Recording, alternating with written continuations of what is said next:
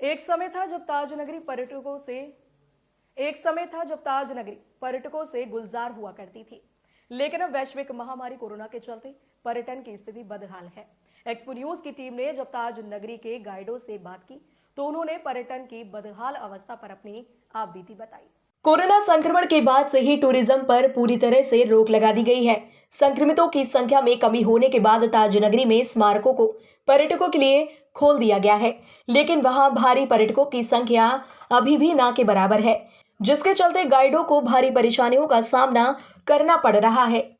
इस समय पर पोजीशन बिल्कुल ख़राब है। ना टूरिस्ट, इंडियन टूरिस्ट के अलावा, डोमेस्टिक टूरिस्ट के अलावा, पर इंटरनेशनल टूरिस्ट तो है ही नहीं, क्योंकि फ़्लाइटें और वीज़ा पॉलिसी अभी तक गवर्नमेंट ने कोई खोली नहीं है, इसलिए टूरिस्ट आ नहीं रहा है। इंटरनेशनल फ़्लाइट अभी चालू नहीं है और इसकी वजह से टूरिस्ट बिल्कुल भी नहीं आ रहा है। सिर्फ डोमेस्टिक टूरिस्ट है, जिससे हम अपना भरण पोषण कर रहे हैं। जिस तरीके रूस में और उसमें क्या बोलते हैं यूक्रेन में लड़ाई हो जाए, हाँ, उसके बाद क्या फ़र्क पड़ेगा आप लोगों को? जो हम सफ़र कर रहे हैं उससे भी बुरा इम्पैक्ट होगा। इससे भी बुरा इम्पैक्ट होगा कि जब यूरोप और उसमें जाएंगे, एशिया में लड़ाई होगी, तो उसके बाद कोई टूरिस्ट आएगा ही नहीं।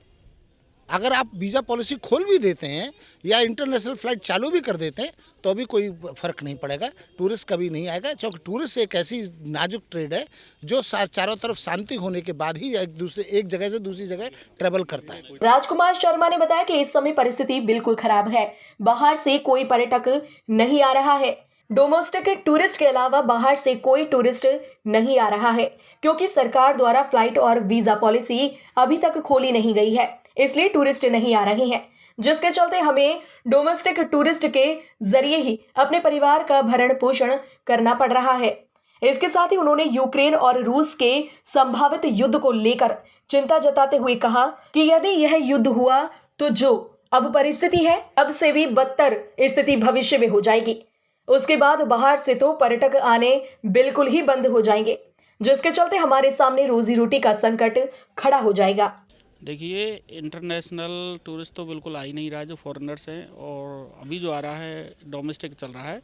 इसमें भी आगरा के आसपास के ज़्यादातर ही आ रहे हैं जो रीजन है इसके, और बाहर से तो कोई अभी ऐसा लग ही नहीं रहा है कि अभी पता नहीं सरकार कब तक ये जो इंटरनेशनल फ़्लाइट जो बैन कर रखी हैं कब तक खोलेंगे। इसका कोई अभी मिलता है कोई इंडिकेशन तभी उसका कुछ बता पाएंगे कि कब। देखिए, ताज नगरी तो आपको भी पता है कि पूरा ये टूरिज़्म के ऊपर ही डिपेंड करती है, और इससे लगभग 4-5 लाख लोग जुड़े हुए हैं, तो वो तो बिल्कुल उनकी तो स्थिति बिल्कुल ख़राब है इस समय, क्योंकि टूरिस्ट नहीं है, काम धंधा नहीं है, तो इनकम भी नहीं है कुछ।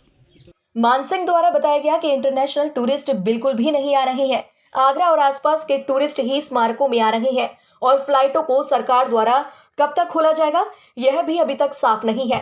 फिलहाल पर्यटकों की कम संख्या गाइडों के लिए समस्या बनी हुई है।